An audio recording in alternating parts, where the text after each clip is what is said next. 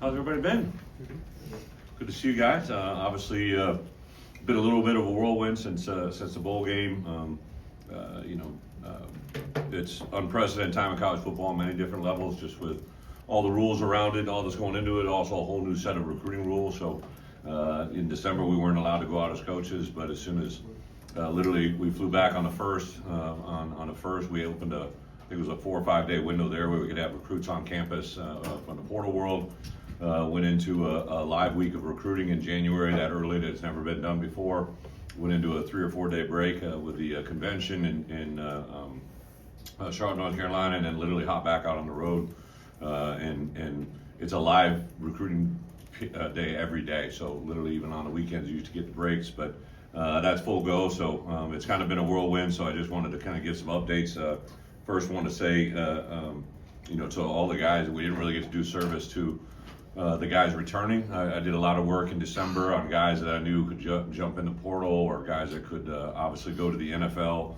Had to wait on the NFL draft grades to come back, right? So two of our biggest targets were obviously Xavier and Gabe, and had actually gotten their grade reports back right before we left, so I was able to kind of sit down and visit with them, but I didn't want to put pressure on them at the bowl game and all that goes into it. So we kind of had some conversations immediately after the bowl game, had some final thoughts with them, and then I added bonus with obviously with JC to jump in. Luke obviously made his decision early, and then there were several other guys I know were approached by other teams.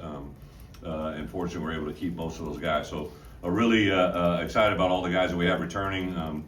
So anywhere from 17, 18, 19, or 22, whatever it is, we got a lot of guys coming back. And a year ago, in January, kind of reset your roster, and I knew we were going to be a heavy sophomore and junior laden team, which got me excited about what was going to have the chance to come back. So next year's roster, heavy senior-oriented team. I've also added some new guys as well. So we officially have all 24 guys that we thought were going to be with us have joined us officially now, registered for classes. A couple late additions, but obviously was able to add in the Clement brothers from West Virginia, some guys that really kind of came up on our radar to have both Hudson and Murph join us. Very excited. Hudson will be in the wide receiver room. Obviously, Murph will be in the DB room. Really think they bring some maturity, especially in the wide receiver room, that we're excited to. We're going to also add Keelan Crimmins, who actually just joined us. Had some hurdles to jump through with a foreign student from Australia, even though he's a transfer from Purdue. Just had to work through some things there. Aiden Kanopik is a guy that joined us, or actually visited us early in December, and had a lot of things coming at him fast. There was a coaching change at his school, a guy that played a lot of football at left tackle that we're excited to get in it, and then to have him join us. And then Davin Stoffel is a guy that played some good football and at South Dakota, and then was able to join us on a visit. It was kind of a whirlwind recruiting tour from him. I think he went west and east and everywhere in between, and then joined us in the end. So really excited about it. I know a couple guys have asked questions about Crimmins. He does have 1 year of eligibility, but we're going to try to get 2. We'll see how everything plays out. We just got some things to work through there and go into it. We did have a variety of guys this year play through some injuries that they delayed their surgeries. I think we've had a total of 7 guys now have postseason injuries that were taken care of surgically. Some of those guys will be with us not until the fall. I'm not going to get into it because there's still 2 or 3 surgeries yet this week that we're working through, and I'll kind of give an update. Next time we'll get together is on Wednesday the 5th in February, when we can have another signing day. I'll have some information, some updates there. As far as my coaching staff, I know a couple people have inquired. Last week it was a little bit of when the NFL season comes to an end, it all opens up a new hiring process, which I've lost some guys to the NFL during my career, and this year in the last 5 days I think I've heard from 4 NFL teams. A couple of my young bucks, some of my young coaches are in the interview process. Some of my current staff, so I'm kind of just holding tight on really making any announcements until all that stuff is finalized. I don't want to give anybody else's announcement, but for me and my staff, the core group of guys, my 10 main coaches, for the most part, feel really good about all those guys being back in the mix. Josh has afforded us the opportunity to sign those guys to new contracts that'll all get announced here sooner than later, proving a board approval. So working through the things there. In addition to that, the season as it lays out, right? We have 12 guaranteed opportunities, obviously, to open up the season, and have an opportunity to open up at home, similar to what we did a year ago with a in-state FCS opponent, and to go on the road against Duke and to come back and have 7 straight games out of the gate, with the last one being at home against Ohio State, and then jump into a bye week, 2 games, and then a bye week, and then 2 of our last 3 games. We started preparing on that literally last Tuesday, and we'll make a go from there. With that being said, I think that's about it. There's a lot of things I'm sure you guys are going to ask about. The only other thing I was going to say, congratulations to the Buckets Award. We're going to have that award next Saturday night. I unfortunately won't be able to be there because it's my last night of live recruiting. I'll be on the road. I think I'm going to currently be in Nebraska, if I'm not mistaken. But I'm very excited about the Buckets Award returning here to campus. And I know Josh has worked on that for a while. We'll have some of our linebacker core and some people there that hopefully are going to be a mainstay from that world coming forward. One of my former players, Monty Ball, is getting inducted to the College Football Hall of Fame. Absolutely just probably truly one of my favorite journeys and stories. A lot of triumph, but also a lot of adversity that we dealt with. And Monty has championed it all, and really excited for him to jump into it. And then, I just kind of brought to my attention a couple things of note. I think the largest application process for the University of Illinois general student body in the history of the school, and I'm not saying that was a direct result to us, but I know a lot of people correlate that, and really excited about the momentum on our campus. I know a lot of preseason rankings have come out. I'm not going to run away from that, but on the same account, I told our guys, and I mean this, like, hey, the 12 guaranteed opponents we have next year are also very important. They're a very tough task each week, but our biggest challenge is from our own staff, right? From our own team, from our own roster. We got to be able to control our environment and to get to where we want to go. So super excited about that. With that, I'll open it up for questions. Coach, 4 incoming transfers from the front 7 of the defense. 3 of those kids are from Wisconsin. Can you just comment on what those 4 guys bring? Yeah, independently, Leon, was probably the first. It might have been the first commit. I don't know. We didn't go after that look, right? We went after players. Leon actually got in the portal a year ago. When he went in, I watched him that night. He went in and was very intrigued with him at that point. Things moved pretty quickly for him to go to Wisconsin, so we committed. So obviously we didn't play them this year, but when I saw his name jump back in, I knew him already, and that's why I kind of moved quicker than later.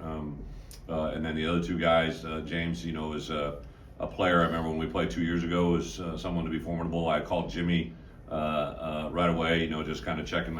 You always have perspective when you know a lot of coaches, and I knew Jimmy was there with him. I reached out to Paul as well, and just want to make sure what I was seeing was real, and I thought James would be a great fit. And then Kurt, actually, I think today all the guys are getting introduced, right, or they're going to be present.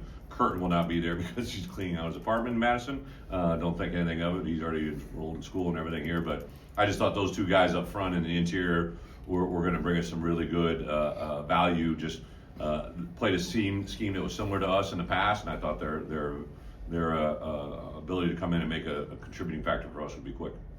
Then the kid from Florida State. Yeah, actually, we first watched him. He was at West Virginia before that, and actually before that, he was at Kentucky. So he's a guy that's been around a little bit. I watched him before he went to Florida State, so we were involved with him a year ago. You talk about Tommy, right? Yes. And Tommy was a really impressive kid at West Virginia, and the part that I thought he brought great flex. He can be a little bit of defensive end, a little bit of interior player, really good value. Brett, obviously you're making a big recruiting push in 2026. Is there a different feel or even a reality in recruiting after a 10-win season, and how do you guys take advantage of that? Brett ushered me in from over here. We have a large group on campus right now that, in my opinion, is probably a collection of the highest rated and guys that we feel really strongly about being able to impact us. Really, since the bowl game, I mean this wholeheartedly, like the amount of value that bowl game brought us. Obviously in Orlando has been really good, but also just going into schools from coast to coast. I've literally been all over the country.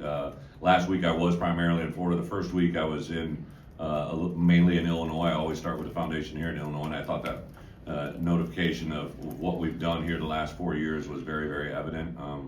And then I spent 3 days out in Jersey, last week all in Florida. This week is kind of a hodgepodge. I'll be a little bit in the St. Louis area, and then I'll be in, I'm going to go to Mobile for the Senior Bowl Wednesday morning, and then I'll be in two towns in Florida. We had our flight change last week in Florida because of snow, which had never been done in my time. I was in Jacksonville and was supposed to fly into Tallahassee and was told I couldn't do that because of snow, which I'd never heard before in Florida, so that was a new one. And then, I spent the last part of the week really kind of all over the Midwest. So, yeah, it's been very, very evident. It's been awesome to see the hard work that we put in is paying off, but also just the recognition that the players have in us. It's kids that are committed to other schools are talking to us, guys that we're in consideration for, guys that have committed to us. We're competing against the biggest of bigs, right? So it's really a fun time. I know you mentioned preseason rankings are coming out, and obviously people think highly of what you guys can be next year. So how is your program or your team equipped to handle some of the Great question. I'd be concerned if I didn't have a lot of really good returning players that have been in this building. I think to bring, we literally brought in 24 newcomers in January. There was 12 high school and 12 portal guys. So that means obviously there's a good chunk of new guys, but we just have so many strong veteran returning players.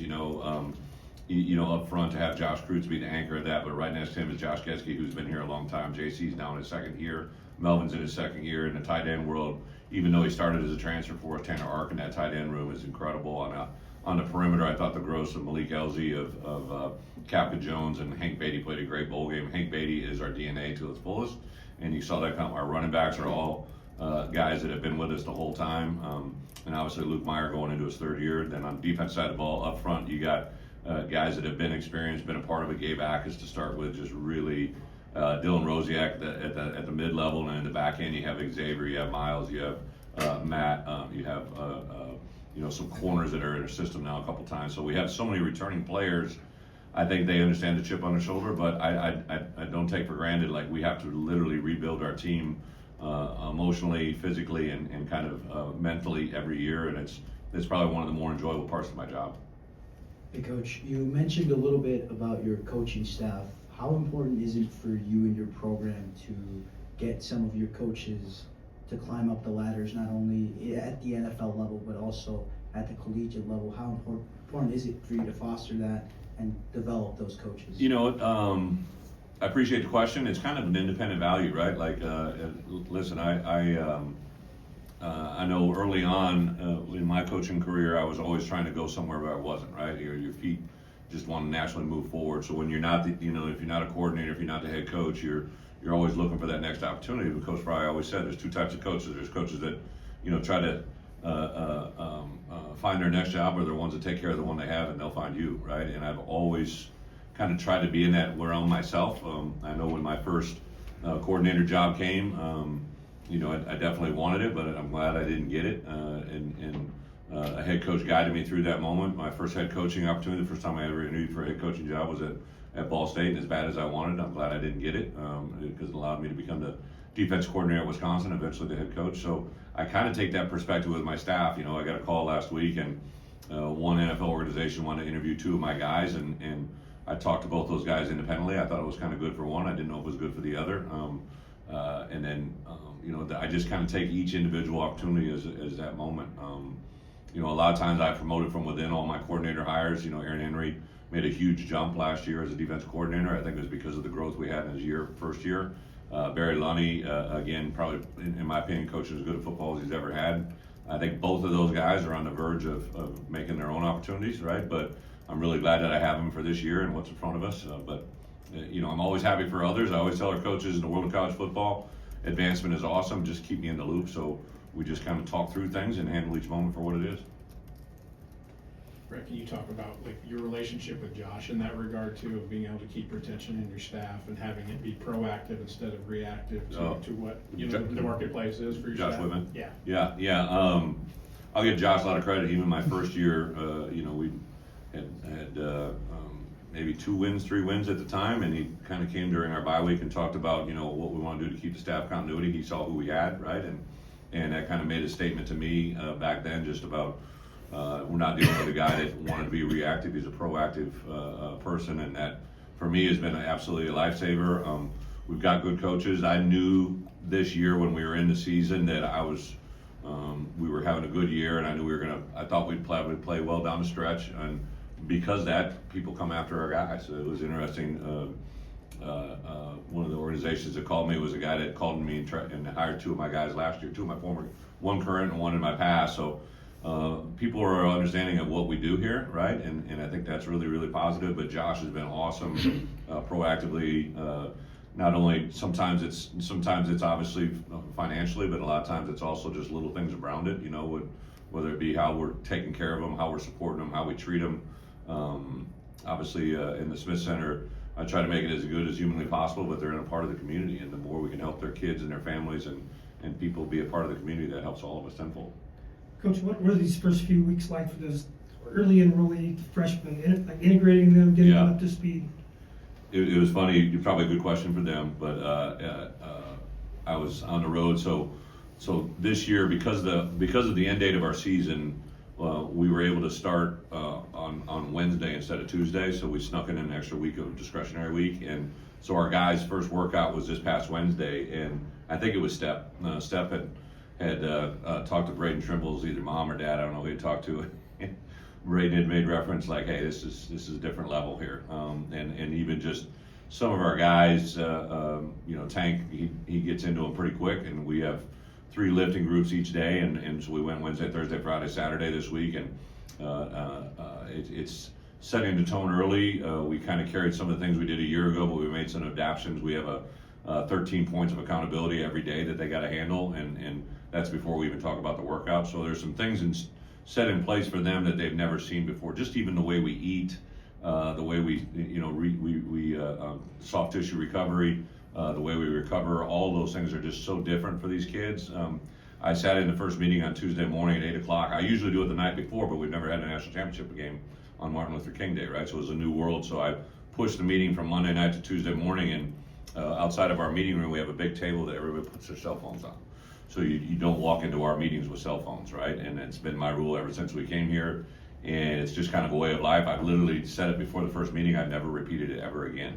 And so I came around the corner and I saw that whole table of cell phones, right? And I literally walked into that newcomer meeting. I said, how many of you guys coming from other places have ever had to put your cell phones outside the meeting room? And they had never experienced that before, right? And I'm not saying it's right, wrong, or indifferent. I just know how we do things, right? And I think those things are probably the biggest adjustments to those guys, more than, if you're a Division I football player, the physical workouts really aren't, I mean, they're hard, but they're not out of the norm, right? It's expected, I would hope, right? So I think it's all the little things about the way we do things that really make it hard for them.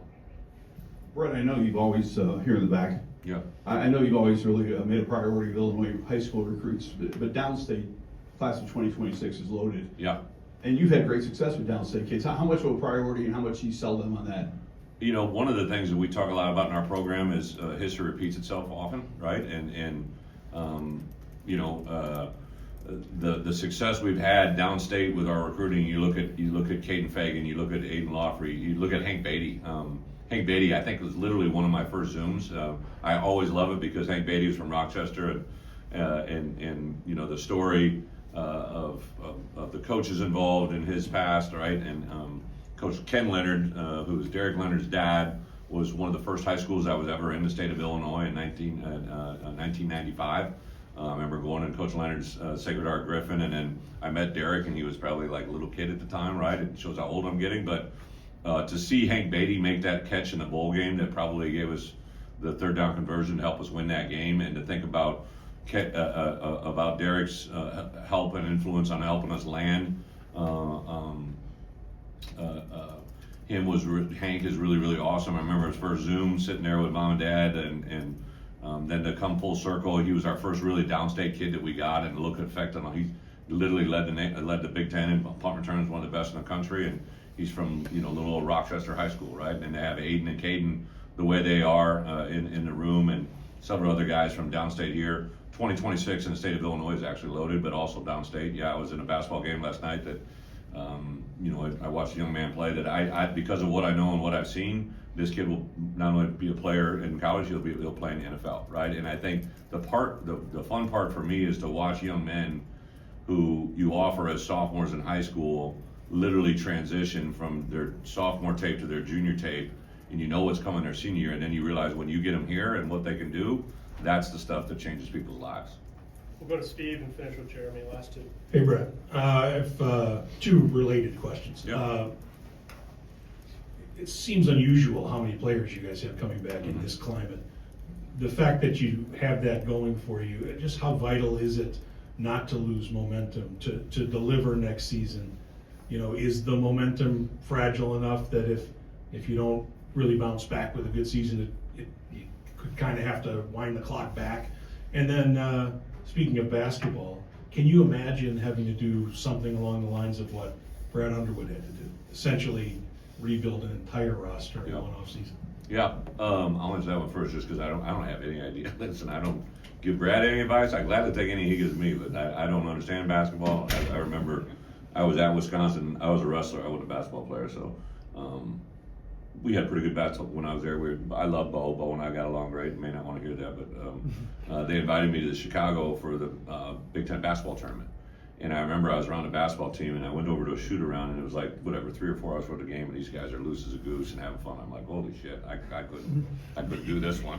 You know, it's a totally different temperament, right? And you're dealing with such a smaller number, right? They have, 15 scholarship players, like we have last year had 120. So the numbers are so different. I love watching Illinois basketball. Brad has been instrumental. Caden Fagan committed really because of Kofi, to be honest. I think that's what pushed him over there. A lot of what we did is there, but Kofi had a couple words with him that literally changed the direction of his recruiting. That was really awesome. So Brad has been unbelievable to me. He literally, Josh hooked us up when I was beginning to talk about this. So, Shauna is my next door neighbor, my women's basketball. So I was at the women's basketball game a week ago, and my daughters loved it. I loved it. It was awesome. So that's different. As far as expectations, I appreciate the question. I just never think of things that way. I never think about what if we don't do well. I don't go that road. I just think about what we do. And to your earlier point about what Josh, when we started going down this road together, I literally told him, like, listen, I'm not going to look for the newest uniforms. And of course, we just had 7 new helmets every game, but in the Michigan game, it was pretty awesome. But I said, listen, I don't need like shiny, flashy, bright. I'm going to probably ask our food budget to go higher than it's ever been. I'm going to ask that our players are protected in ways that give them the most safe environment to not only practice in and play in, but prepare in. Since we've been here, Josh, moved up and the DIA moved up to the installation of fields that I think gave our guys a safer environment. That just little things gave our guys customized helmets they'd never had before. We spent a lot of money on things that protected our players, and I think that's a huge part of it. I really think the reason we can retain players is we never lie to our players. I never mislead them. The little day-to-day things we do with them come back tenfold. I look and I see these guys losing. Like I took some of the best players, in my opinion, from other teams, or guys that I think are really good players, and I'm like, if I was on the receiving end of that the other way, like I'd lose my mind.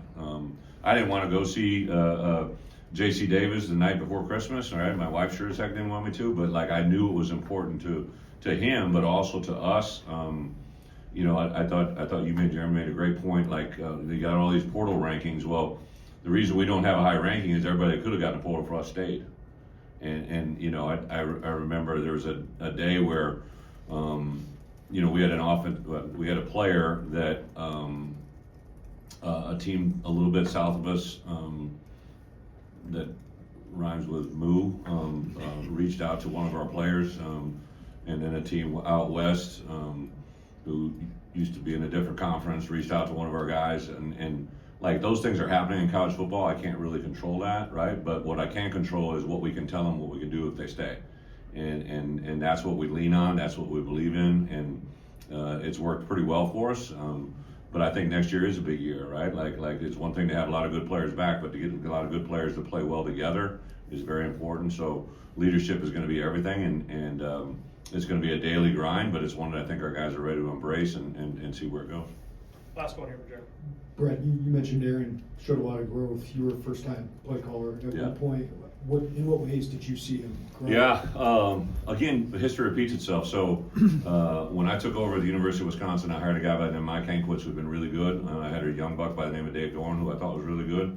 Mike moved on. I promoted Dave, and the first year Dave was a DC. It wasn't exactly pretty, but it was good. And then 2 years later, we started to run 3 straight Big Ten titles. I knew Aaron would improve. I had to make some changes around him, which weren't enjoyable, but there were things I needed to do. J-Mo really, I think, stepped up his game. I think the addition of Archie and Corey have been invaluable in what they brought, but also these young coaches. The value of having 5 more younger coaches who had all, on defense in particular, K-Rich, Grant, and Trent Harris had all played for me. Alex Panos, I played against his dad, which is crazy, but he'd been in our program for a little bit. And I brought in Myers Hendrickson over on the defense side of the ball from Western Illinois. So it was just like all these little things that tied together and made it good. But Aaron, I think his composure, I think his ability to process, listen, and understand. I thought our bowl game preparation was incredibly detailed, and there were some things that I said, but it was really Aaron's concepts of what we did to take away what they could do to win that really, I think, won the game. So Aaron's extremely intelligent, an incredibly gifted communicator. He does really listen well. Sometimes he'll answer too quickly, and I talked about that, and I think he just had a better year of listening to what others were trying to tell him, and the results speak for itself. But bottom line is, he's a really good coach that can motivate and get people going in the right direction, and an incredible, valuable asset to our program. Thank you, guys. Thanks, you.